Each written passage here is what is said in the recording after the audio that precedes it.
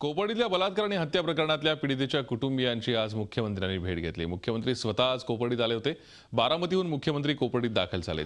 तिथे त्यांनी पीडित मुलीच्या कुटुंबियांची भेट घेऊन त्यांचं सांत्वन केलं। मुख्यमंत्र्यांसोबत यावेळी पालकमंत्री राम शिंदे उपस्थित होते। या प्रकरणात आपण स्वतः लक्ष घालणार असून तुमच्या सर्व मागण्या मान्य केल्या आहेत। त्याचप्रमाणे खटला फास्ट ट्रॅक कोर्टात चालवणार असून आरोपींना कडक शासन केलं जाईल असं आश्वासन त्यांनी दिलं आहे।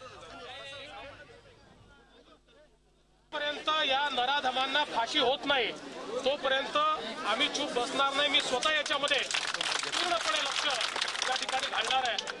आपण सगळ्यांनी सहकार्य करावं, संयम ठेवावा, आपल्या सगळ्यांचा पाठिंबा हा या ठिकाणी असावा एवढीच विनंती आहे।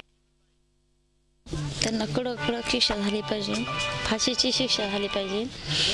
मला एवढीच अपेक्षा आहे आई म्हणून की मी सगळ्यांचीच आई झाली पाहिजे। सगळ्या मुलींना आधार द्या तुम्ही, माझी ती गेलीच आहे हे एवढंच मी सांगितलं साहेबांना।